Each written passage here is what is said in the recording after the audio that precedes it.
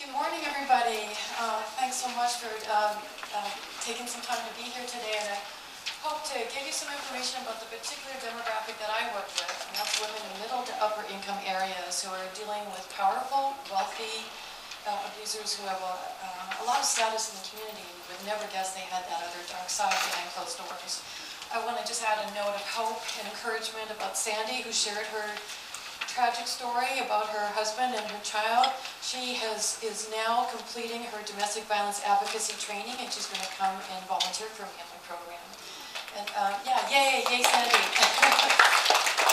Yeah, so Judith Herman wrote a book called Trauma and Recovery. She's a psychiatrist, and she says one of the ways to recover from trauma is to find some way to make meaning out of it, and particularly in a way that helps other people. So she is doing exactly that.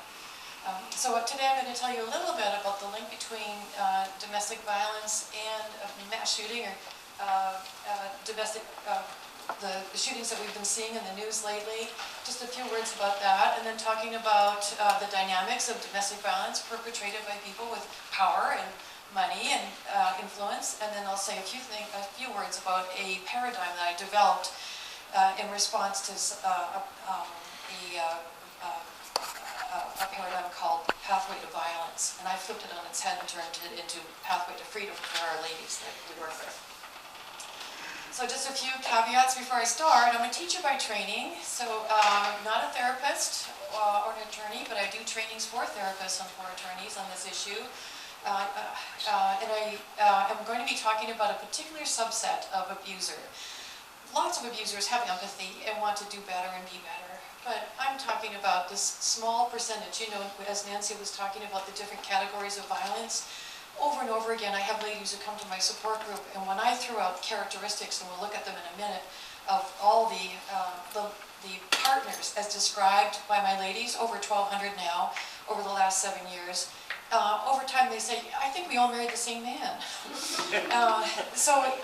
This is a sort of person that fits that last category that Nancy was referring to, antisocial violence, and they typically tend not to benefit from batterers intervention programs. Well, in fact, they do. You know how they benefit? They learn how to do it better without getting arrested. So, I'm going to tell you some stories today too, but I'm going to change the names, tweak the details a little bit to protect the innocent and the guilty. I do want to emphasize that men can be victims too, and it's even harder for men. It can be even harder for men to reach out for help because there's such shame and social stigma attached to the idea of being abused by your wife or male partner. So I hope over time this could be a seed that we plant today. Can we have more programs for men who are suffering from this issue, more support groups, more domestic violence shelters for men? Now looking at the statistics, and our statistics I don't think are completely accurate. I'll say why in a moment, but what we have now to go on is anywhere between 85 and 95% of domestic violence victims are female. So in the course of my talk today, I'll be saying, when I talk about victims or survivors, I'll use the pronoun she. When I talk about perpetrators, I'll use he, but please know that I'm aware, and I hope you all are aware, that men can be victims, survivors as well, and women can be perpetrators. The information I'm going to be sharing with you comes from the women that I worked with, over 1,200 now. But this may sound like anecdotal information to you, and well, it is. But that's because there's not a lot of data on this population, but I'm very proud to say that I'm a part of this research team now, headed by Megan Hasselschwart. You need a PhD almost to pronounce her name, but she has a PhD, and she's a fabulous lady. She came out to visit from her university out in the East Coast, and we are pursuing a study that will include looking at the dynamics and the experience of women in middle to upper income areas and what it's like for them to seek resources. So most of the information we get come from people seeking resources who have fewer economic resources. The women in the demographic that I work with, they tend not to reach out to the very places that are keeping data. They tend not to call the police. They tend not to go to domestic violence agencies. They tend not even to go to the hospital. There's the shame, there's the fear, there's the social stigma, thinking they're the only ones. So we don't have enough data on this population. few words about mass killings, terrorist attacks, and workplace violence. If you start looking at the incidents that have happened over the last several years, you'll see that there's a significant percentage of them that have included a spouse, and also 16% of the attackers had previously been charged with domestic violence. So we're not saying that because somebody is a domestic violence perpetrator, that they're going to go out and become a mass shooter. But if you've got you have a lineup and you have one or two of those people that have a history of domestic violence, and you're looking for the perpetrators in a mass shooting incident, you might want to take those more closely into consideration, the ones with the domestic violence history. Some more examples. Kansas workplace shooting, the Boston bomber, Planned Parenthood, they all had histories of domestic violence. The church shooting. Here's a quote from Rebecca Tracer in the New York Magazine. What perpetrators of terrorist attacks turn out to often have in common, more than any particular religion or ideology, are histories of domestic violence. It's about power and control in the home or at large, invoking fear in all those who are around them. So what does an abuser look like? Can you see clearly in the back? Do we put the lights on? Are the slides clear enough for you to see? Can you see what this fellow's wearing up here? Can you tell me, can everybody shout it up? What comes to mind when you think of a typical domestic violence perpetrator? What's he wearing, everybody? Wife beater. Yeah. Okay. But let's look at everybody else here. This fellow, I'm not going to say his name because I can't pronounce it, but he ended up killing his girlfriend, both college students. Who's this guy? Chris Brown, thank you. Oh, look, he's got a puppy. Ooh. Look at this guy, Ed Dow. Anybody remember that case down in Los Gatos? Wealthy developer. We'll hear more about him in a moment. Who's this guy? Sorry? Louder, everybody. Ray Rice. Remember that elevator, YouTube, the video with the girlfriend unconscious? Anybody know this guy? Shabazz Shalal. Just try to remember some of these faces. His face, we'll talk about him in a moment. Oh, remember this guy too. You may not know him. Bob Bashara, president of the Rotary Club. Who's this guy? Everybody. Okay, thank you. And this guy, look, he's got a bow tie. There's lots of good men who wear bow ties. I know several. But this is Dr. Martin McNeil. Dr. Martin McNeil, MD, after his name. Remember him. And who's this guy? Anybody know him? Anybody familiar with the One Love app, My Plan app for college students based on Jackie Campbell's danger assessment? That was the good that came out of what happened there. We'll see that in a moment. Here are my ladies that I work with. I say ladies because I hate to call them clients, or even with the court system we say customers, right? Customers implies like you're going to Target because you want to buy something, but here we're customers in the court. I don't know, but my ladies, we don't charge for our services. So are engineers, doctors, lawyers, psychologists, entrepreneurs, CEOs, religious leaders, stay-at-home parents. Who were their partners? Who were their abusive partners? Engineers, doctors, professors, lawyers, psychologists, entrepreneurs, CEOs, religious leaders, stay-at-home parents. And Nancy, I want to do a consult with you afterwards. I have a lady we just met this week whose partner was a former police officer and then became a therapist, and after telling her he carried a loaded weapon all the time, proceeded to groom her and say he practiced unconventional methods, and by the end was sexually assaulting her. So, power and control dynamics, they're the same. It doesn't matter what economic level you come from. It's about power, it's about control, it's also about shame, and it's also about fear. But the more money, the more power you have, the more resources you have at your disposal to exercise that power and control. People with a lot of money, they've got the power, the money, the influence, the technical expertise to make it very hard. Here are the challenges here for women in that kind of situation. Hard to leave safely and stay safe. Hard to keep custody of her children. Hard to maintain a standard of living anywhere close to her partners because he's often that good at hiding his income. So when I talked about this list of characteristics and behaviors that my ladies describe over and over again, and do we have therapists in the audience? Can you raise your hand? Or a therapist on the panel and in the audience? Oh, there we go. Hi, Richard.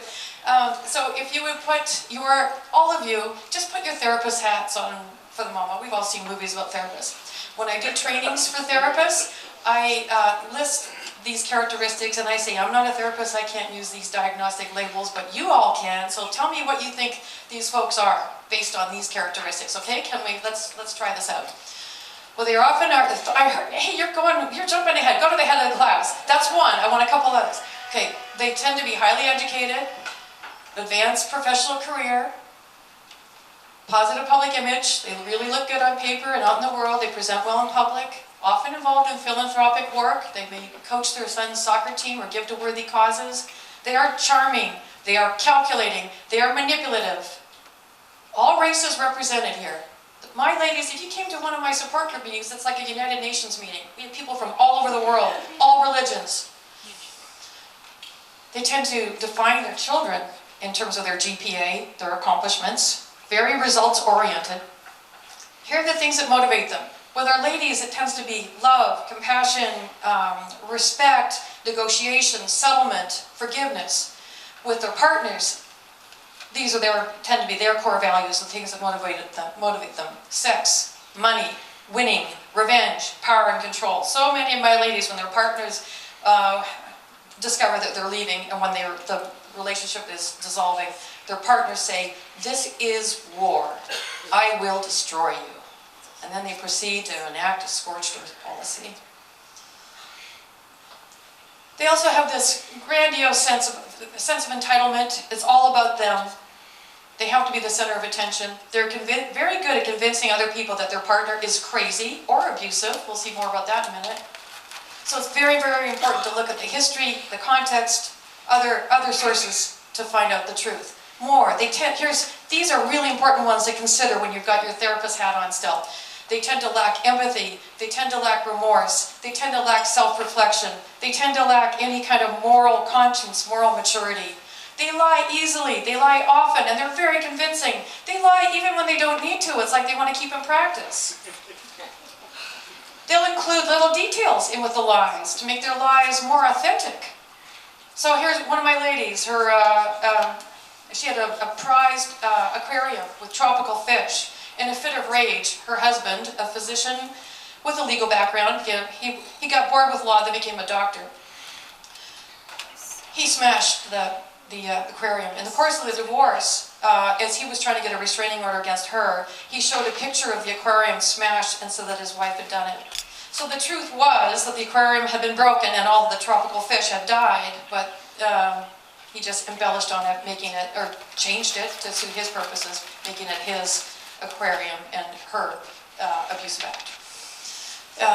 They tend to blame others always, rather than taking any responsibility themselves. They tend not to do self-reflection. They don't hold themselves accountable. They have to be right. They always have to be right. They would be the last people in this room to label themselves an abuser. They're very good at playing the victim. They're very good at shaming other people, but God forbid they should be shamed. I had a lady who her husband was a very well-to-do CEO, a pillar of the community, well-respected man about town. He had a secret double life. And she began to suspect, and later she found out through other sources, that there was something else going on. And she asked him one night, "Are you gay?" He strangled her. She now has to wear a stent in her heart because she nearly died from being strangled by her husband because she dared to ask him what later turned out to be the truth. Yes, he was, and he was leading a double life. So the question is, after all those characteristics, therapists, all of you? Narcissist, thank you very much. And what else? What else comes to mind? Antisocial, other words for that? Sociopath, another word for that? Yeah, you got them all right. Sometimes borderline comes up. Okay, so just to know that not all psychopaths, they're not all running around being serial killers or robbing banks. Some of them are operating on you. Some of them are helping you retrace the roots of your, social anxiety. Some of them are ministering to you on Sunday. Judith, Herman, my hero. Thank you, Steve, for introducing me to Judith Herman. In order to escape accountability for his crimes, the perpetrator does everything in his power to promote forgetting, including gaslighting. If secrecy fails, the perpetrator attacks the credibility of his victim. She's crazy. She's the abuser. I'm the victim. If he cannot silence her absolutely, he tries to make sure no one listens. Bob Bashara, remember him? How could I have killed my wife? I'm president of the Rotary Club. Okay, that's what he said. But you know what the jurors said just before they found him guilty of murdering his wife? Oh yeah, you're president of the Rotary Club. We also think you're a monster, narcissist, sociopath, master manipulator, arrogant, pathological liar. He paid his handyman to strangle his wife. Why? Oh, everything was fine until the issue of money came up. Jane, his wife, supported him, and she was committed to him, and she would have done just about anything for Bob, except open up her 401k. It is this reluctance to allow him access to her life savings that ultimately led Bob to kill her. Follow the money, and you will follow the motivation. Often in this demographic. Okay, remember G from our Rogues Gallery? Jerbash Shalal. Here he is up in his penthouse in San Francisco. There he is on, who's this? Yes, and she's singing his praises and saying, and he's single, girls. There he is on, oh, Charlie Rose. Speaking of, thank God for the Me Too and the Time's Up movement. Like, all kinds of people now. And here he is donating to a women's shelter in San Francisco. So G grew up in San Jose, and he had been a victim of hate crimes growing up. He's from Sikh background, and so he was sensitive to cultural and racial discrimination. So he also went on to become a high school dropout, and like many high school dropouts in Silicon Valley, went on to create a company that he sold for hundreds of millions of dollars. But he used that money to give back to worthy causes, to write a check for $35,000 to the Raphael House, and to create a nonprofit to fight hate crimes. So he did a lot of good things out in the community. You know what else he did? Can you guess? You're waiting for the other shoe to drop? Not just once, but a year later, he was caught hitting and kicking his girlfriend 117 times. It was caught on video. Wasn't able to be entered into court because the police took it without getting a warrant. And I understand why they took it, because these guys, he's so technically savvy, you can remotely wipe a monitor. So, domestic violence in Silicon Valley. Did you all follow the Neha Rastogi case that came out last year? That's why NBC contacted me in the first place, because they'd heard about this case. It went viral when the sentencing was kind of light for this fellow because of immigration issues. They didn't want to have him end up getting deported. But his wife, who was pretty high up at Apple, filmed him physically abusing her just because she had asked an innocent question about a bug on a website she found. Now remember Ed Dow? I showed you the Los Gatos developer. We'll talk about his wife in a moment. Well, we'll say it now. He would beat her for putting highlights in her hair, buying a new dress. Very financially controlling. He ended up killing himself and their son. So, a few examples of emotional abuse, what it looks like in the affluent community, by people who abuse their knowledge, people who abuse their credentials, their professional training. So I had a lady whose attorney said, why don't you let me fight harder to get a fair settlement for you? I could get so much more for you than you're letting me go after. Now, bear in mind, her husband is a physician, and she's continuing to live with him through the course of the settlement. Why? Because he's had total control over the finances and she doesn't have the money to move out. So now her attorney's asking her, why don't you let me fight harder to get a fair settlement for you? She goes, well, You know what he said to me the other night over dinner? He said, do you know there's more than 40 ways to kill a woman and make it look like she died from natural causes? Now, he didn't say, I'm going to run over you with my car this afternoon. She's not going to call 911 on that, but she got the message loud and clear to back off with the finances. Another lady, her husband, in addition to being a physician, my dad was a doctor, so I have great respect for doctors, and most of them are wonderful. So again, I'm talking about that small subset out in the far end of the bell curve, the ones that I end up dealing with, working with their partners. In addition to being a physician, he also had a black belt in martial arts. And I learned at ACI, everybody knows ACI, Asian Americans for Community Involvement, a wonderful nonprofit. I learned from one of the advocates there that you can, with a certain type of martial arts, you can inflict tremendous internal harm and pain and kill somebody without leaving any external marks on their body. This guy had figured out how to do that. I had another lady whose husband was a physician, and here's how he would terrorize her. He would say, you know how I'm going to kill you? I'm going to inject you with a poisonous solution between your toenail and your toe in a way that not even the coroner will think to look. And I'm going to chop you up into little pieces. I checked that out with Dr. Jordan, our coroner, and she says, yeah, that's possible. And there are more than 40 ways to kill somebody and make it look like they died from natural causes. Well, you think these are just anecdotes? They are true, as reported by the ladies I work with, but every now and again one of them makes the news.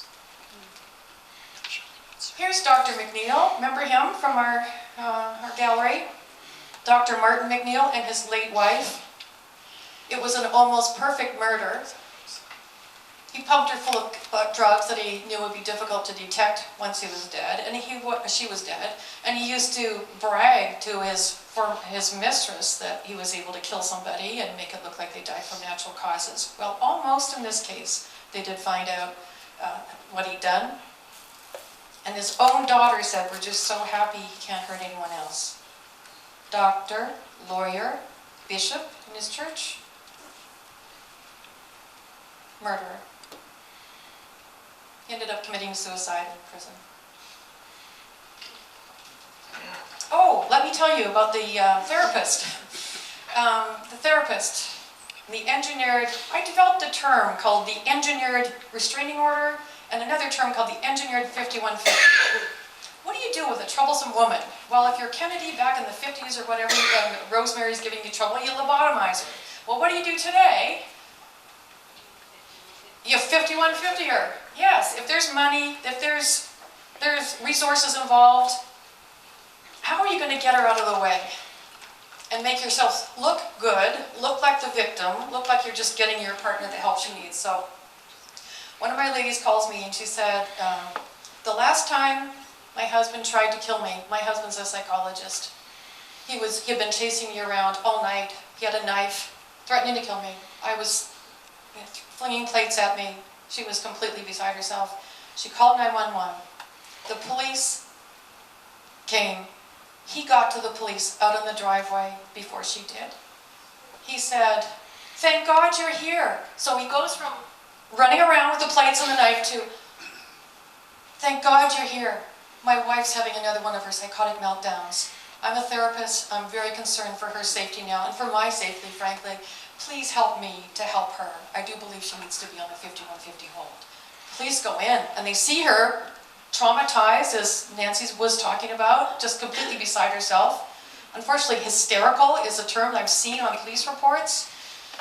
She gets slapped in restraints and carted off to Valley Med. He comes to visit her. Now she had just, I forgot to mention, she had told him the night before that she wanted a divorce. He comes to visit her while she's on the hold. And she says to him, why did you do that? And you know what he said? Because I can. To me, it's like one of the most fundamental betrayals of the oath you take as a physician or as a therapist. Like, first do no harm, and your role is to heal. And they take that knowledge and they abuse it.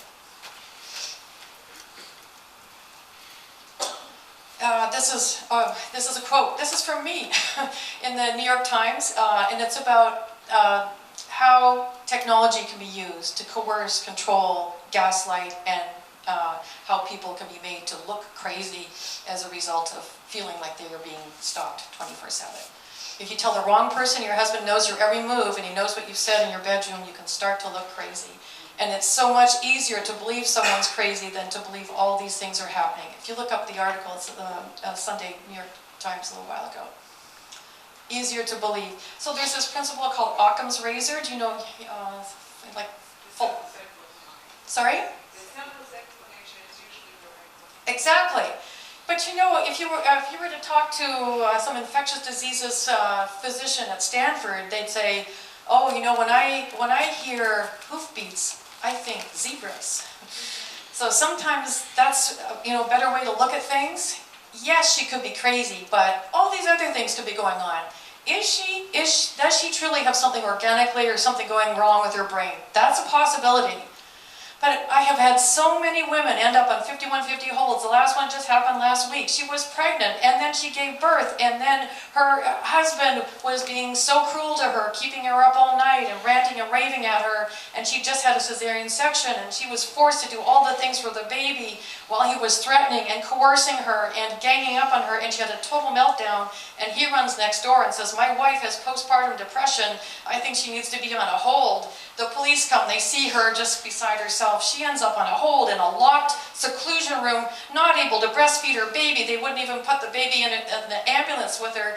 They wouldn't give her a breast pump even when they told her that she had to stop breastfeeding because they were going to give her antipsychotic medication. They wouldn't give her a breast pump because they were afraid she was going to strangle herself with the cord. Sorry, I just had to get that off my chest. But this is what's happening to people that if you look at things through just one lens, then it's like what is that saying? If all you've got is a hammer, everything looks like a nail. So I love the fact that we have such a diversity of experiences and education credentials here, and if we can all combine them and all work together to say, oh yes, she could be crazy, but maybe she's being stalked. Maybe she's being stalked by one person, stalked by several, because she keeps seeing different people all the time. Does she look a little crazy because she's being stalked? Or is she crazy and is she being stalked? Like, there's all these possibilities, and they have to be sifted through in order to reach the truth. Otherwise, we can end up with an engineered restraining order. So this has happened so many, many times where once the abusive partner finds out that that she wants to leave, he sets it up for her. So there'll be a history, a context, years of abuse, and then there'll be that one night. He'll keep her up all night, be ranting and raving, threatening her. She'll react. He'll call the police. He sometimes will even scratch himself or do something to himself. The police will come and he'll say, she's out of control. I'm afraid. Please save me from her. And she'll end up going to jail. I've had so many women end up with restraining orders against them, end up in jail, end up not being able to see their kids for years as a result of being made to look like the perpetrator. And that's using the law as a weapon. Because anything in the hands of an abuser can become a weapon, even the law. I had tea with Nancy Lemon. Does everybody know, or does anybody know Nancy Lemon? Awesome, one of my heroes, Nancy Lemon. And I was talking to her about my concern, what's happening here with so many of our ladies. And she's, oh, thank you. So Nancy Lemon spearheaded do you all know about Family Law Code Section 3044? Can you hands up if you know 3044? Oh, thank you, yay. Well, you can thank Nancy Lemon for that. She's a Berkeley instructor in Berkeley Law School. So she's like, there's Ruth Bader Ginsburg and there's Nancy Lemon. She has the Appeals Project. Sorry, oh, thank you. And she's in charge. Yeah, she is the driving force behind the Family Violence Appellate Project, where when women end up, where survivors end up losing custody of their kids to the perpetrator, they will go and appeal the case. Yes? Would you describe what that provision? Family Law Code Section 3044 says if one partner has been abusive towards the other partner, let's say parent, if one parent has been abusive towards the other parent, it is detrimental to the best interest of the child to be in the custody of that parent. So it's not even abuse of the parent towards the child. Probably somebody's going to correct me in a minute, but just let me blither for a moment. And then it's a rebuttable presumption. So there's like several different hoops you can jump through, but you can have supervised visitation until you go to a batterers program. But it seemed to be detrimental to the child, the witnessing abuse, as opposed to having it even happen directly. Yes? It's not just abuse as to a spouse, it can be a former spouse, cohabitant, it also can be from the children. Thank you. Thanks for that. Yes. Yay! Hey, experts in the audience. Richard! Also, what's the section that allows the abuser to deprive the spouse of support at the end of a long-term marriage? What's the section that allows... If he can get a finding that she's a... Yeah, that's 3044. That's also 30. No, that's 3040, 35, 3046. Oh, I heard that. Sorry. It's one of the spouse's support factors that the court looks at. They can deny at the very beginning when you're going for temporary support. The court only looks at need and ability and if there's abuse. So that's... But isn't it inherent within 3044? That's It's totally separate. 2640. Okay, 2640. Sold. Thank you. Sold.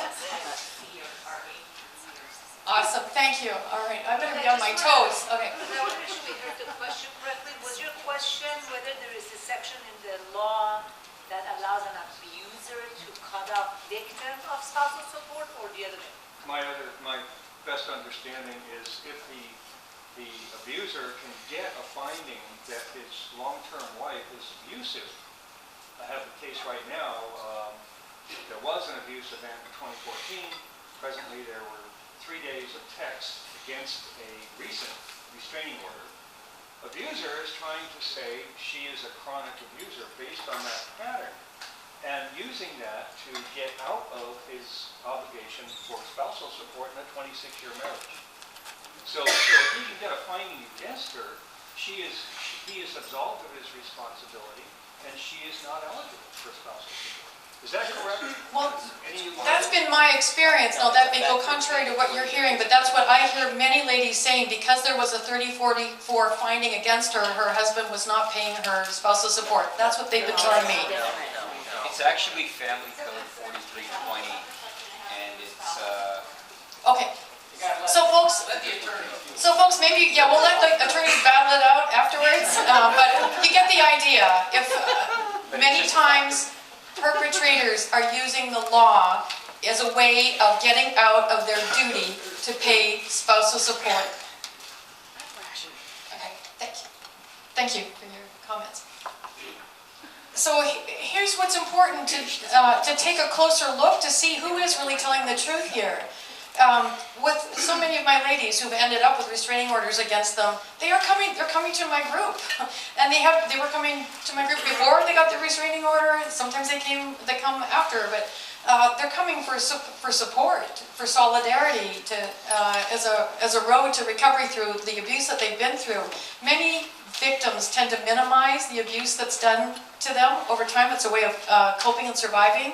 They were often very reluctant to get a restraining order. They're afraid of their partner's anger. Look at who's going like marching into court. I'm going to get a restraining order against this person because they're so... Or do they seem afraid at all? Fear is a fundamental factor in a domestic violence relationship. Is it fear that's motivating them, or is it revenge? And who's got financial control in their relationship? That's not always a factor, but it often is. Many of my ladies are self-sufficient financially, but many of them have had all their financial resources taken over by their partner. And that's, in fact, one of the factors in the lethality assessment. I got 20 minutes, yay, okay. Look at the historical pattern. As a report over time, has there been a long history of abuse? Back to Nancy Lemon, I think I skipped what I wanted to say about that. When I told her about my experience working with these women who have reported ending up in jail and with restraining orders after this one incident, she said, that's like looking at the snapshot of the relationship as opposed to the whole movie. And then keep in mind too statistically that the majority of battering victims are female. So you've got the statistics on your side as well. And what's at stake if you make the wrong decision?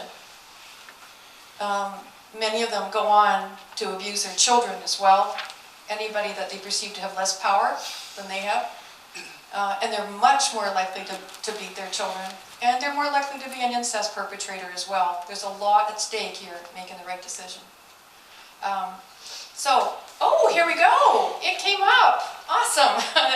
The joy of technology. Okay, and speaking of technology, that's the next section I'm going to talk about. So this, after the article appeared in the New York Times, then Good Morning America called, and this is from Good Morning America.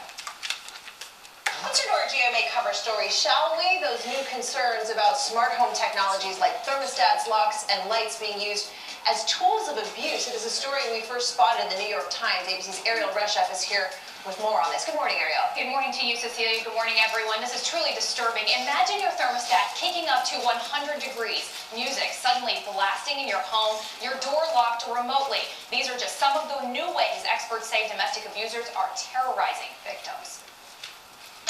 Everyday home objects are getting smarter by the minute, but now a New York Times investigation is sounding the alarm on a disturbing new trend. Smart tech being used to torment victims of domestic abuse. My abuser's goal is to try to tear my mind apart bit by bit by bit and strip away my spirit, my livelihood. This woman, who told us to refer to her as Martha, chose to speak about her alleged abuse from her ex-boyfriend under the condition of being shown in shadow. Her voice has also been altered.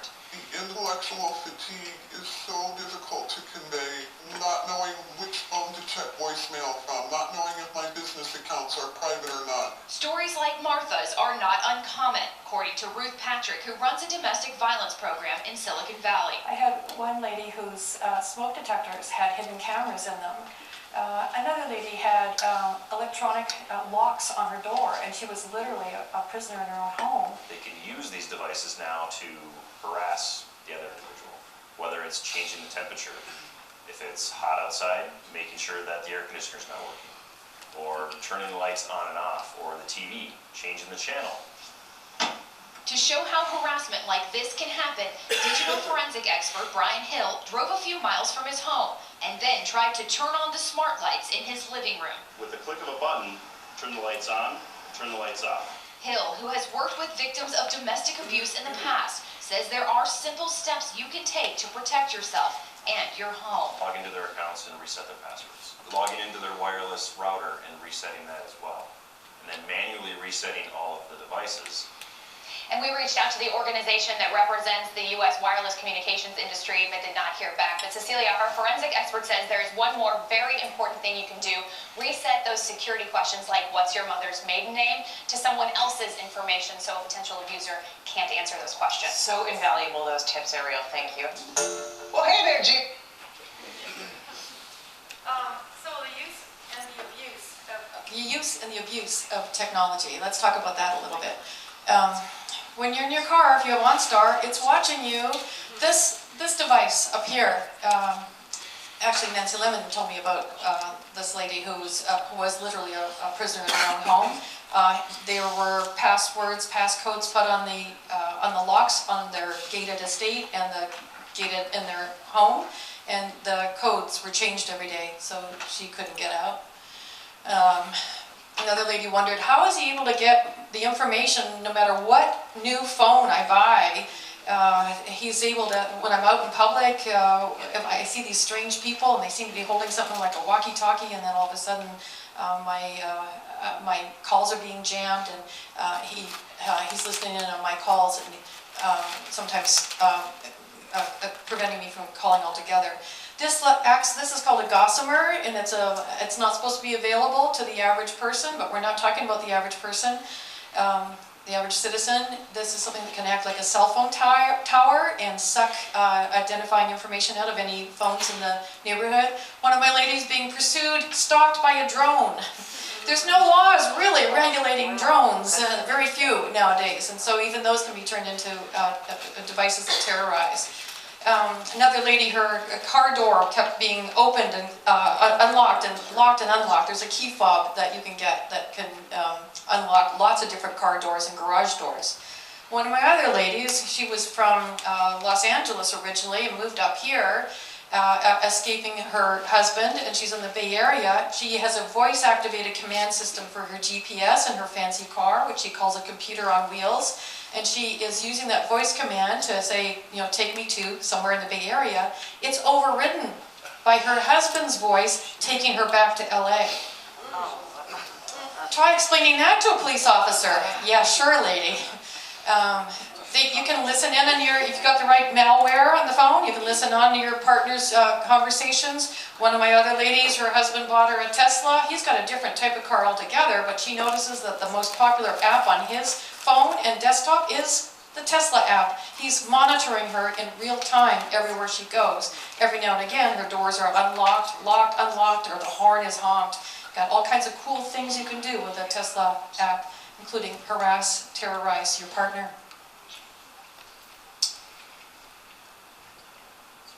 You can put hidden cameras and smoke detectors, and who knows, we might have some hidden cameras up here. In the shower, in the alarm clock, in Barbies. Is nothing sacred anymore. They now have artificial intelligence programs. Smart dolls are really smart now. So, and I'm thinking about this with pedophiles too. Be very careful if some, you know, with this kind of doll, you've got, you have a little conversation with her, and it gets uploaded to the cloud. And if you've got the password, you can listen to that conversation later. These dolls are so insidious. Was it something I said? Okay, all right. Okay. These dolls are so insidious that they've been banned in Germany.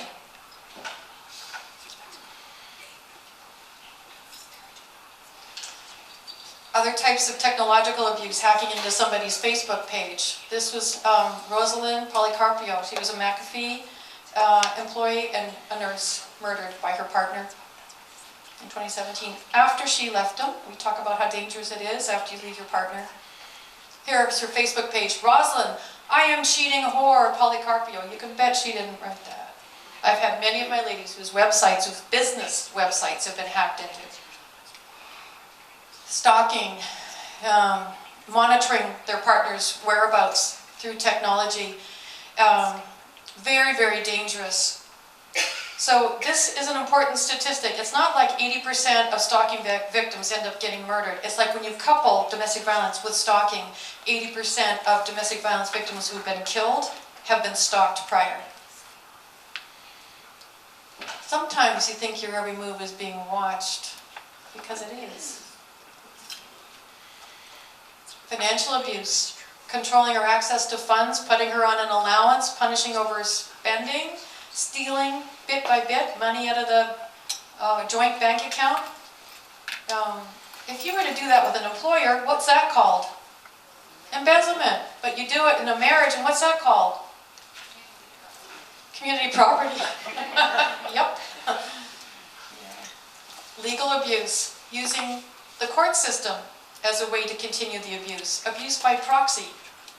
I had a lady whose husband spent $2 million on legal fees, dragging her back to court again and again. What does a domestic violence victim look like? Any one of these women, they've all been victims of domestic violence, and some have paid the ultimate price. Yardley Love, that's where the One Love, the My Plan app came from, based on the danger assessment to help keep college students safe. Why is she silent? So often, women think they won't be believed because they come from a nice home.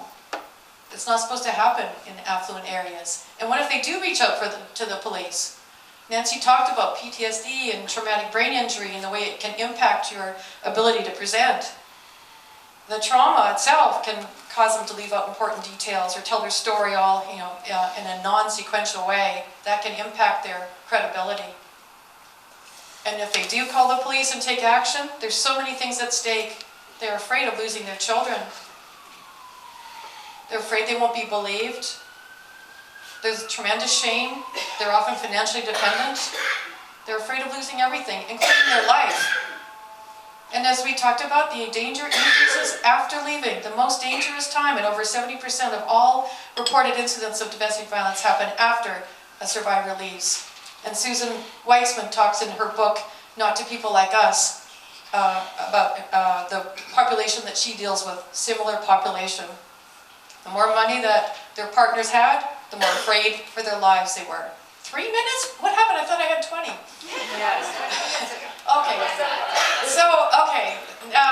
You have a couple of these paradigms, I think, in the handouts. This is the workplace one. But I took this workplace one and I turned it into my, I've just flipped past the violence one.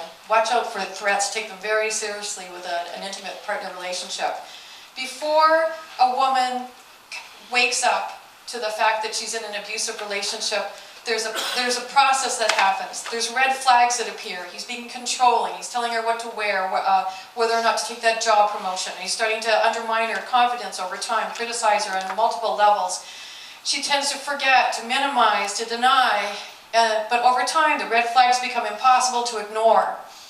And she reaches over time this dawning awareness, the epiphany that this is abuse. I didn't cause it. I can't control it. There's nothing I can do about it now. Holy crap, now what? Because that's the end of that part of her life. A chapter is just about to close. Before, the smarter a woman is, the longer she tends to stay in a relationship like that, thinking there's something she can do to fix it. But over time, she has to admit, many of them, that she's powerless over that abuse. There's nothing she can do because it's his issue. It's a learned behavior. It's how he gets to treat women, children, people with less power than he has. That's his worldview. And she's not going to change that, not very easily. So then the next question is, now what? Then she starts to think, well, maybe there's a life outside this. Maybe I don't have to live my life like a prisoner in my own home. Maybe I could have my own place, and that could be a sanctuary. Then she starts to reach out, maybe to go online, to look at some domestic violence resources, to call an 800 number.